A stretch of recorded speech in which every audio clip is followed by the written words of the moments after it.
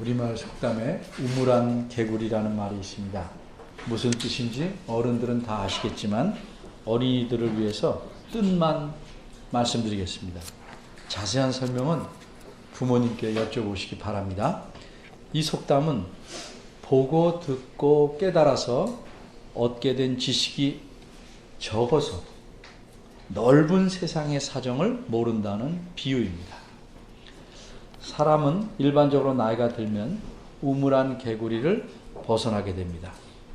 나이가 들면서 자신과 세상에 대해서 생각하는 폭이 또 안목이 넓어지고 깊어지기 때문입니다.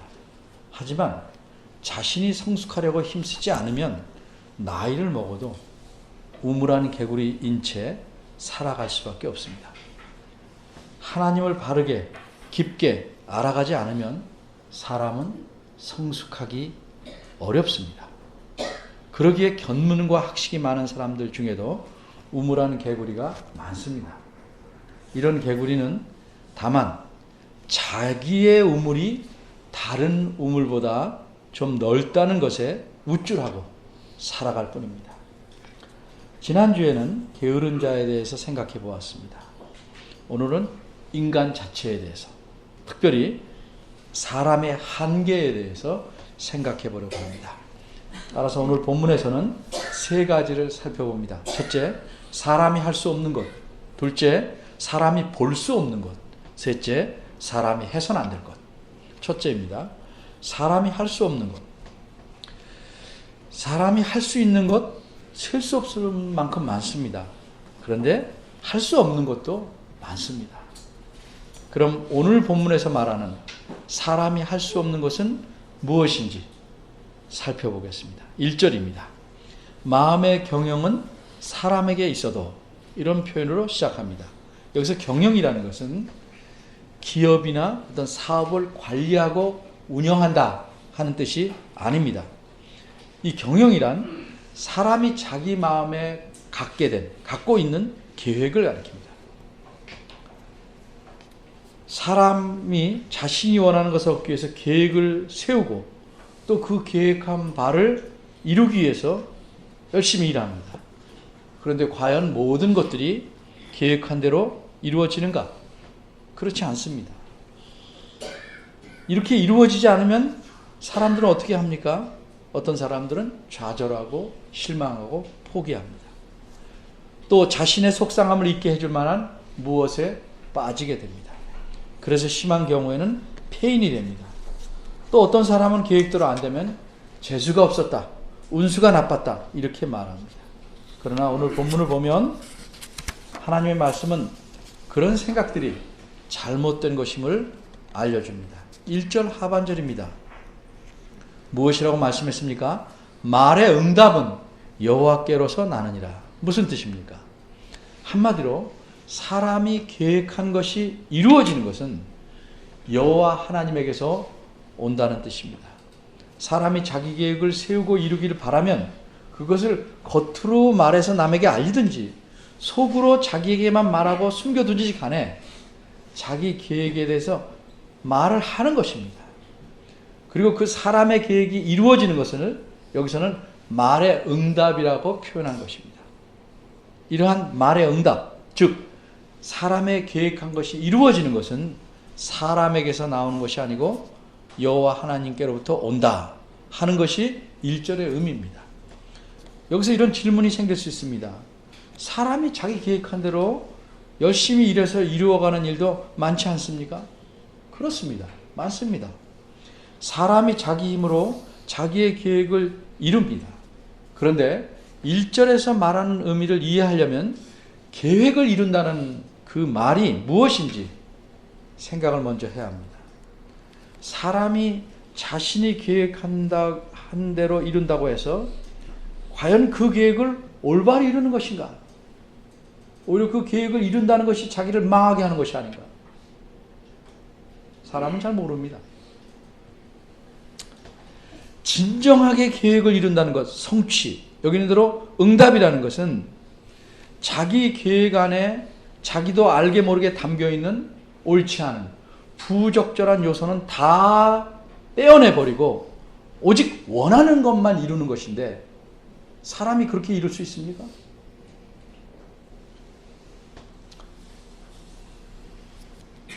정말 제대로 된 참된 응답은 그래서 사람에게서 오는 것이 아니고 여호와 하나님께로 오는 것입니다. 이런 사실을 모르면 사람은 자기 계획대로 자기 힘으로 무엇인지 이룰 수 있다고 착각합니다. 그리고 이루고 나면 교만해집니다.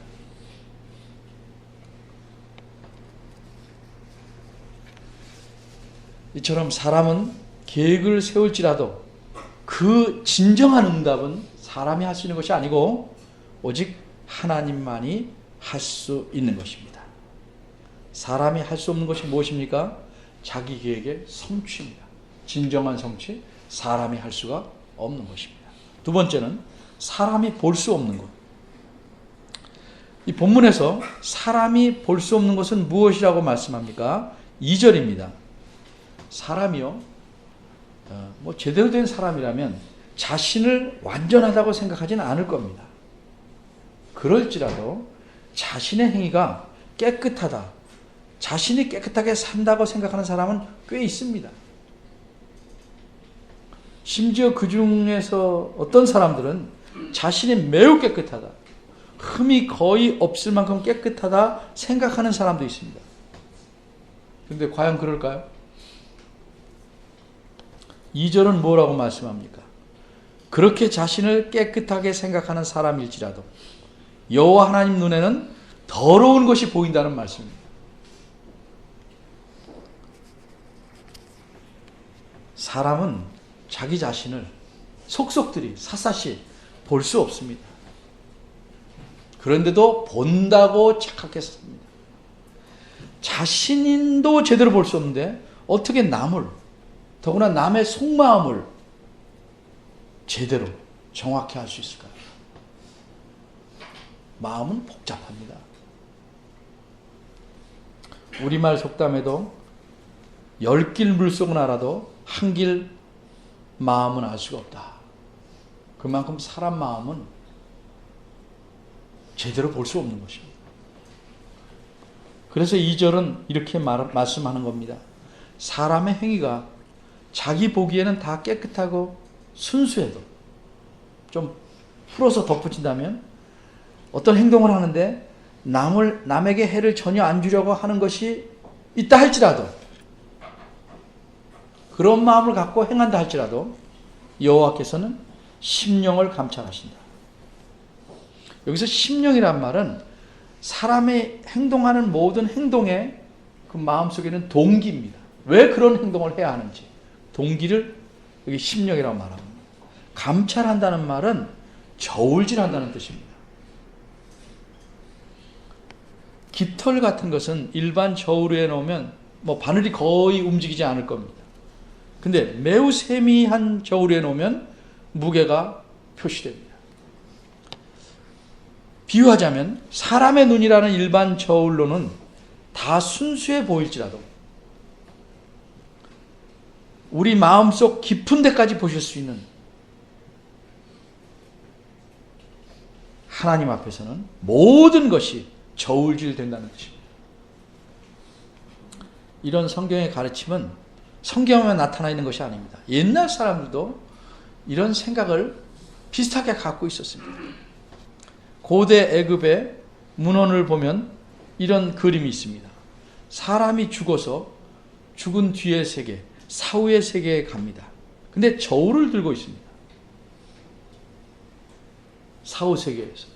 이 저울은 사람의 심장을 재보는 저울입니다. 사람이 살아있을 때 그 마음에 선한 마음이 많았는지 악한 마음이 많았는지를 사후 세계에서 신이 그 사람의 마음을 저울질한다고 생각했기 때문에 이런 그림을 그려놨습니다. 하나님께서 우리 심령을 감찰하시다는 것은 우리가 마음속에 어떤 동기를 가지고 행동하려 하는가, 또 행동했는가를 저울질을 하신다는 겁니다. 사람은 이걸 몰라서, 자기도 때론 몰라서 억울한 일을 당하기도 하고, 또 속이기도 합니다. 이렇게 하나님께서 심령을 감찰하신다는 사실을 안다면 자신이 제 아무리 깨끗하게 행동한다고 해도 흠이 전혀 없다, 이렇게 어떤 사람이 생각할 수 있겠습니까? 내 마음을 다른 사람은 볼 수 없습니다. 나도 모를 때가 있습니다. 그러나 하나님은 마음속에 있는 은밀한 생각까지, 그 생각을 낳게 한 조그만 씨앗까지 매우 정확하게 아십니다. 여기서 우리가 좀 생각해 볼 것은 1절하고 그 다음에 이어지는 2, 3절이 논리적으로 어떻게 연결되는가 하는 점. 관계가 좀 적어 보입니다. 그런데 그 관계는 이렇습니다. 사람의 계획을 세우고 그 응답이 하나님에게서 온다, 이렇게 생각하는 사람일지라도 진정으로 자기 계획이 바르게 이루어지기를 원한다면 어떻게 해야 되는가?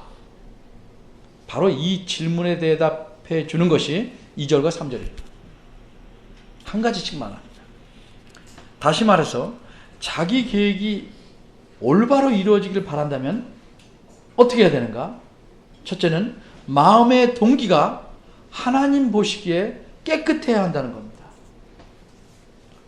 왜냐하면 하나님은 겉으로 드러난 행동만 보시는 것이 아니고 마음의 동기까지 보시기 때문입니다. 이런 사실을 알고 깨끗하게 하려는 사람은 어떤 일을 할 때 단순히 일에 겉만 보는 것이 아니고, 겉만 꾸미는 것이 아니고, 그 하려는 일, 하는 일의 가치와 도덕성까지 생각해야 돼요. 그래서 직업도 잘 생각해야 돼요. 예를 들면 내가 이렇게 하려는 것이 남에게 해를 미치는 것인가? 이렇게 하는 것이 나 혼자만 잘 살려는 것은 아닌가? 이렇게 하면 분명히 내가 이익을 얻는데 이 과정에서 남에게 피해는 없을까? 이런 것들을 생각하는 것이 도덕성입니다.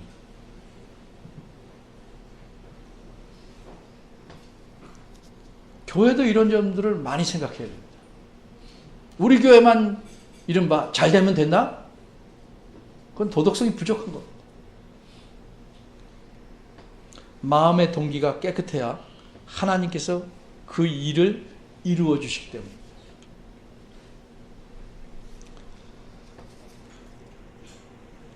그럼 마음의 동기가 깨끗하면 하나님께서 내 모든 계획을 다 이루어 주시는가? 아닙니다. 한 가지가 더 필요합니다.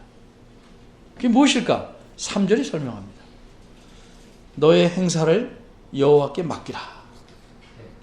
맡기라는 말은 매우 독특한 표현입니다. 이것은 갖고 있는 물건을 상대방한테 이렇게 굴려버립니다.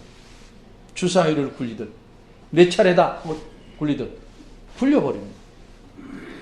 굴려버리면 어떻게 됩니까? 나한테 놓고 상대방이 이걸 갖게 됩니다. 이게 어떤 비유적인 표현입니까? 자신이 어떤 일을 계획하고 또 열심히 일을 하지만 그 일의 결과에 대해서는 하나님께 굴려버리라 하는 뜻입니다. 그런데 오해하면 안 됩니다. 이 말을 하나님이 다 하실 테니까 나는 뭐 별로 준비하지도 노력하지 않아도 된다? 큰 오해입니다. 동기 자체가 불순한 겁니다.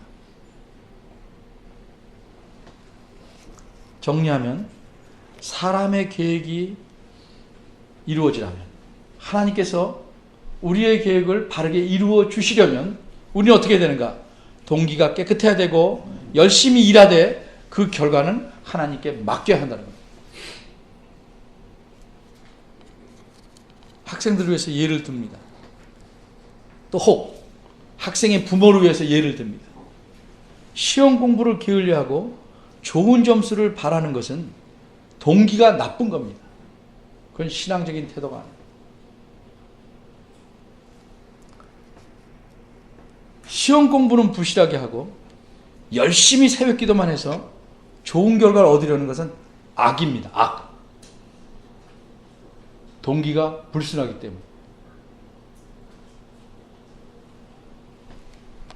그런데도 가끔 우리 주변을 보면 그렇게 했는데, 시험 공부 열심히 안 했는데 기도를 열심히 했더니 좋아 보이는 결과를 얻는 경우도 있습니다. 그걸 어떻게 해석해야 될까요? 그것은 경고입니다. 하나님의 경고입니다. 근데 이것을 경고로 듣지 않고 그걸 뭐라 그럽니까? 기도의 응답이라는 식으로 말하면서 계속 그렇게 하면 망합니다. 결국 그 사람의 삶은 불성실하게 되고 이상한 신앙으로 빠지고 하나님을 우상처럼 섬기게 되고 그런 악한 죄악에 빠지는 것입니다. 사람은 자기 마음을 다 볼 수 없습니다. 자신은 물론이고 남의 마음에 있는 동기까지 아는 것처럼 확신할 수 없습니다. 사람은 하나님이 아닙니다. 자신의 한계를 분명히 알아야 되고 이 한계를 넘어선 것처럼 행동해서 안 됩니다. 사람의 심령을 감찰하시는 분은 오직 여호와 하나님뿐이십니다. 세 번째입니다. 사람이 해서는 안 될 것. 이것이 무엇인가? 본문 4절과 5절을 이해하면 알게 될 것입니다. 4절과 5절을 설명합니다. 하나님께서는 사람의 경영, 즉 사람이 계획한 바를 응답하시는데 그렇게 하시는 그 하나님이 다스리는 세상에 왜 없었으면 하는 것들이 이렇게 많은가 하는 의문이 생길 수 있습니다. 정말 이 세상에는 참으로 쓸모없어 보이는 것들이 많고 심지어는 저런 사람들은 차라리 안 태어났어야 좋겠다라고 생각할 만한 경우도 적지 않습니다. 근데 이 점에 대해서 4절이 이렇게 말씀합니다. 여호와께서는 온갖 것을 사람이든 사물이든 모든 것을 그 시음에 적당하게 지으셨다. 여기서 시음에 적당하게 지으셨다는 뜻은 모든 것을 그 목적에 맞게 쓰이도록 하나님이 자신의 기쁘신 뜻에 따라 섭리하고 다스린다는 의미입니다. 아무리 작은 것이라고 해서 하나님이 챙기지 못하시는 일이 없고 하나님의 손 안이나 눈길이나 하나님의 귀나 하나님의 생각에서 벗어날 수 있는 일이 없습니다. 그리고 너무 커서 하나님이 감당하지 못하시는 일도 없습니다. 모든 것은 하나님의 손 안에 있습니다. 4절 그 상반절의 의미를 좀 더 분명하게 밝히기 위해서 하반절은 이런 예를 듭니다. 악인도 악한 날에 적당하게 하셨다.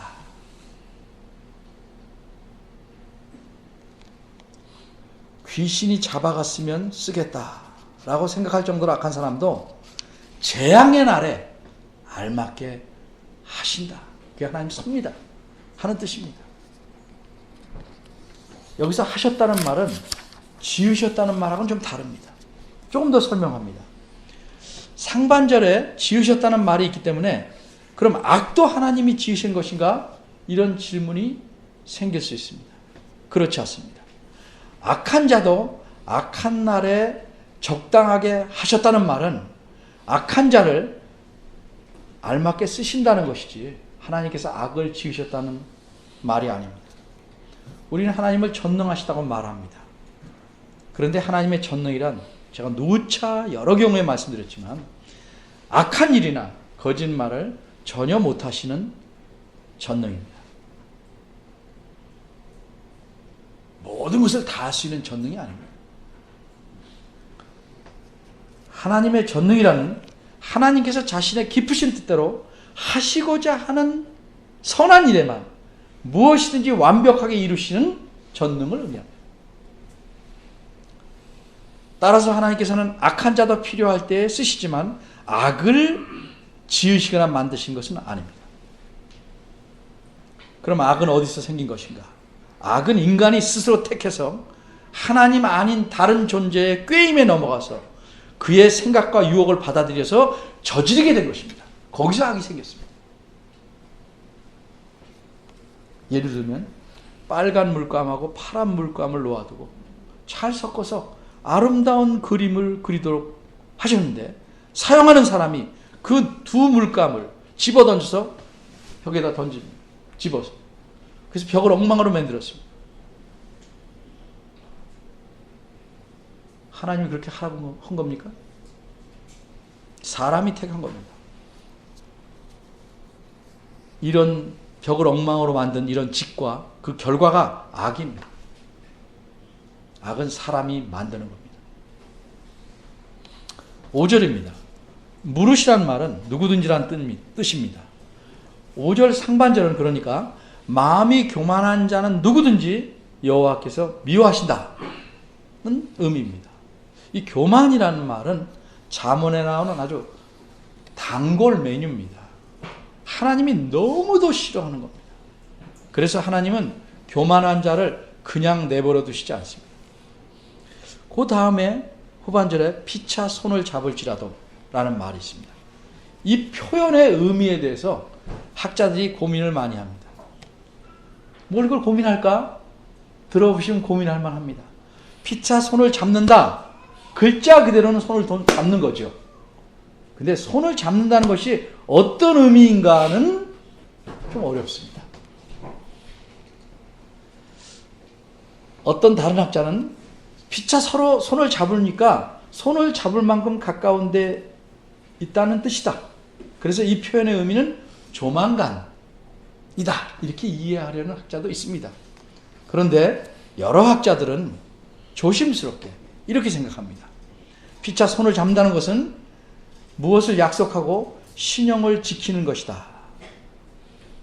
따라서 피차 손을 잡다는 것은 교만한 자들끼리 손을 잡아서 대항하기로 협력한다 하는 뜻이 아니고 확실히, 정령, 반드시 이런 뜻으로 이해합니다. 그가 후반절은 무슨 뜻이에요? 피차 손을 잡을지라는 말은 그러니까 결코, 정령코 교만한 자는 벌을 면치 못한다 하는 뜻입니다. 하나님께서 교만한 자를 미워하시면 그에게 어떻게 하는가를 5절 후반절에 말해주는 겁니다. 우리말은 벌을 면치 못한다 이렇게 됐지만 요거를 원어의 의미대로 풀면 조금 더 살아납니다. 벌을 받지 않고는 지나가지 못하게 하신다는 말이에요. 뭐가 차이가 있을까? 사람은 두고 보자 그리고 그냥 갈 수도 있습니다. 하나님은 두고 보자 하면 정말 두고 보시고 반드시 벌하십니다. 사람 그러죠. 그래서 두고 보자는 놈 무섭지 않다. 하나님은 두고 보자 하면 정말 두고 보고 멸하십니다. 벌하십니다. 따라서 후반절의 의미는 하나님께서는 반드시 교만한 자를 벌하신다는 뜻입니다. 교만한 자는 결코 하나님이 주시는 벌을 피해갈 수가 없습니다. 그러니 사람이 해서는 안 될 것이 뭡니까? 여러 가지 있지만 이 본문에서 특별히 교만해지는 겁니다. 절대 사람이 해서는 안 돼요.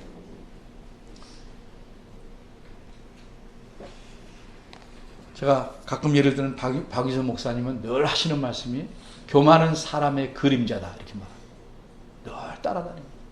매우 조심해야 돼요. 교만해지면 하나님께서 반드시 벌하시기 때문에 교만해져서는 안 됩니다. 근데 여기서 우리가 교만과 긍지를 좀 구분할 필요가 있습니다. 교만과 긍지는 겉으로 보기에는 비슷하게 보일 수 있습니다. 그러니까 이 둘의 근본적인 차이는 겉에 있는 게 아니고 마음에 있습니다. 근데 그 마음은 자신은 알아요. 물론 하나님도 아시죠. 남들은 속을 수도 있어요. 교만이란 뭐냐? 자신을 남 위에 두는 것입니다. 근데 교만은, 여기서 말하는 교만은 남을 무시하는 그 아나무인보다 더 심한 교만입니다.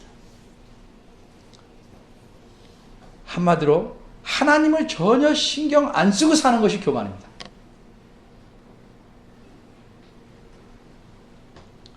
그래서 하나님을 믿지 않은 사람은 교만할 수밖에 없습니다. 겉으로는 예의상 겸손하고 그런 모습을 취하지만 실상 그 마음은 매우 교만합니다. 그럼 긍지는 뭐냐? 긍지는 하나님 앞에서 자기 분수를 아는 겁니다. 그래서 당당한 태도를 취하지만 분수를 아니까 자기보다 나은 자를 시기하지 않고 인정할 건 인정하고 존중할 수 있습니다. 이게 긍지입니다. 근데 나은 자에 대해서 시기하고 그러면 그건 긍지 같은 보일지라도 실제는 교만입니다.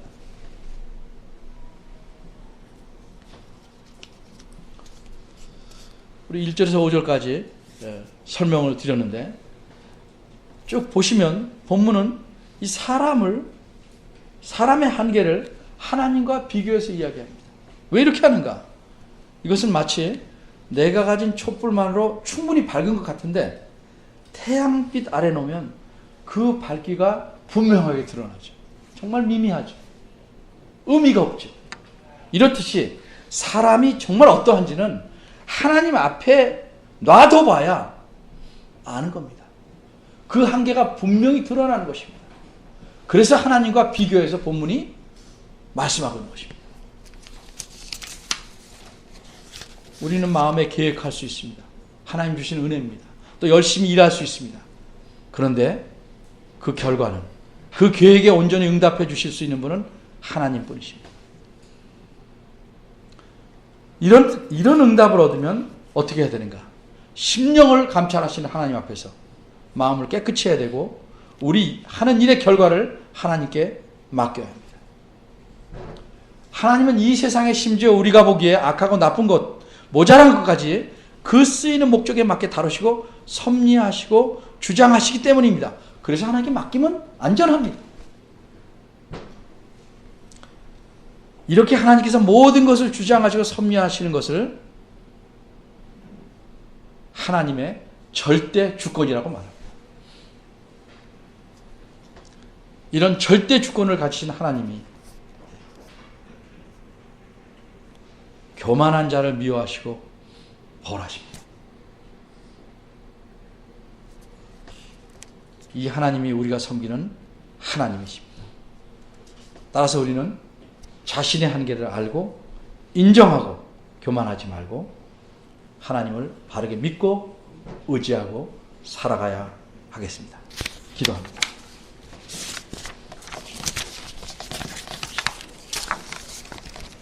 하나님 아버지, 우리가 다 때로는 어깨를 우쭐대고 그럴 형편이 못하면 남과 비교해서 나보다 못한 사람 앞에서 자신이 잘남을 드러내려는 교만함을 갖고 살아갑니다.